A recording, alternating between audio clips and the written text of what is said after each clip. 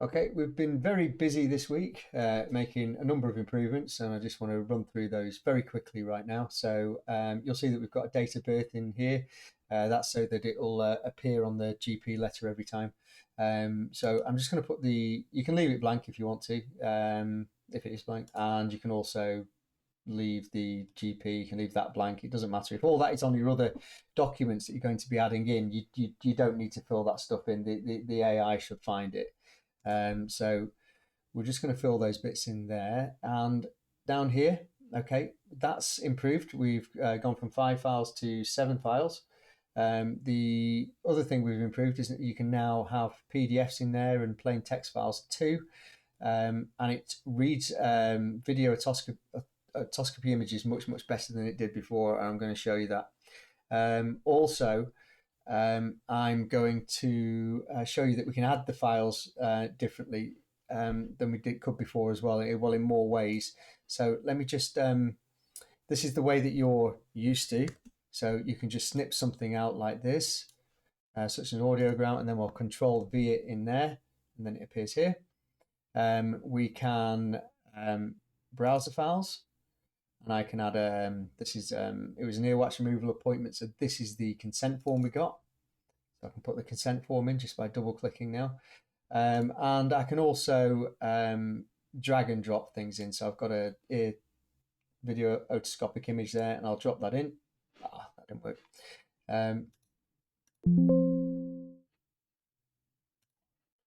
Let's just get rid of that.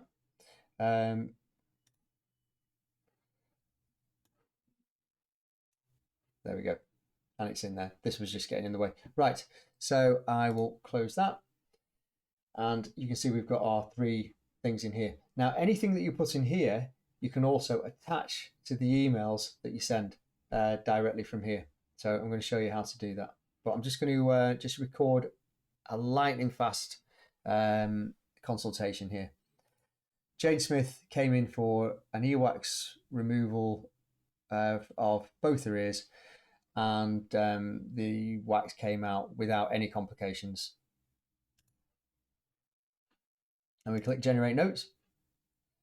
Now, it's going to take a little bit longer to generate notes now because it thinks for a little bit. So the new Gemini model is a thinking model. You can't turn it off. You can set its levels, and I've tried to achieve the right balance of how long it thinks for and what and the quality of the writing. So here we see how it's looking at the image. Large central perforation of the tympanic membrane is visible. The margins appear well defined, and the middle ear mucosa seen through the perforation appears healthy and dry. There is evidence of tympanoclerosis, white scarring on the remaining portion of the drum. Landmarks such as the malleus handle are obscured. No active discharge or inflammation is noted. So that's quite observant. No provided image for the left ear, but the clinician reports successful wax removal bilaterally without complication. So if you are able to read this as I scroll through it, you'll be able to see that this the quality has improved considerably.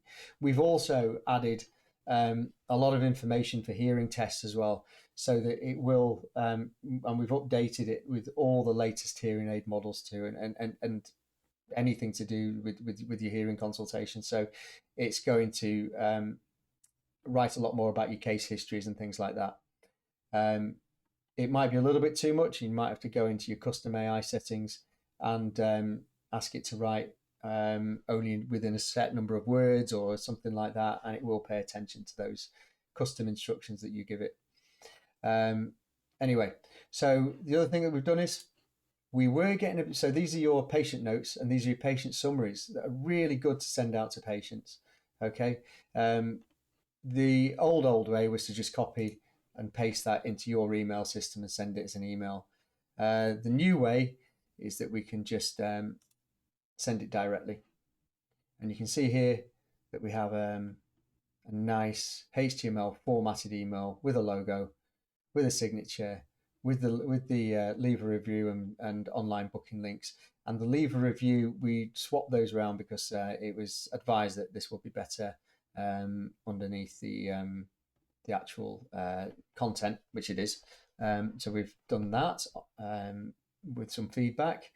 So I'm just going to close that now, and I'll send it to myself, like so. Now the reply to, so basically our email system is sending it for you.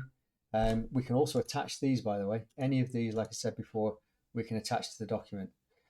So I'll just, I won't send those ones to the patient, but we'll have a look at the GP letter. And again, same thing. We can copy and paste that as we would have done before. We can edit it in the box as well, live. You can see that you've got a description of the audiogram as well. The left ear showed hearing within normal limits. Specifically, a significant airborne gap exceeding 20 dB noted in the right ear across 500 to 4K frequency range. So it picked up on that that slight airborne gap in both the in the right side, but not in the left. And the left was in normal range. So it's reading the audiogram better too, as well as the otoscopic images, and it's also reading the PDF where it picked up on the persistent right-sided tinnitus and facial pain and the facial tingling and numbness.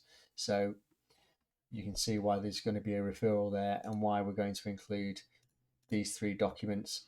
So if I email that, that'll go straight through to my inbox. And what I'll do is, if I can just show you my inbox quickly, let me just bring that over to here. There you go. If I click that now, that's the GP's letter there. We've got the date of birth going next to the name so they can search the patients. We're not repeating ourselves like we did before. We've got a lovely, neat letterhead with the logo in there, and my signature, all my details, Facebook, LinkedIn, that kind of thing, and the 3 things to be downloaded there as an attachment. So I think this is a considerable improvement and certainly will increase the efficiency of what you're doing with after your consultations. And I hope you all like it. And as usual, send me your feedback. One thing I have noticed recently is that HearScribe has been working better for me in Edge when it comes to the live transcription than it has been working recently in Chrome. And that's just a recent observation. They were both the same up until recently, but I've got to say Microsoft Edge seems to have the edge.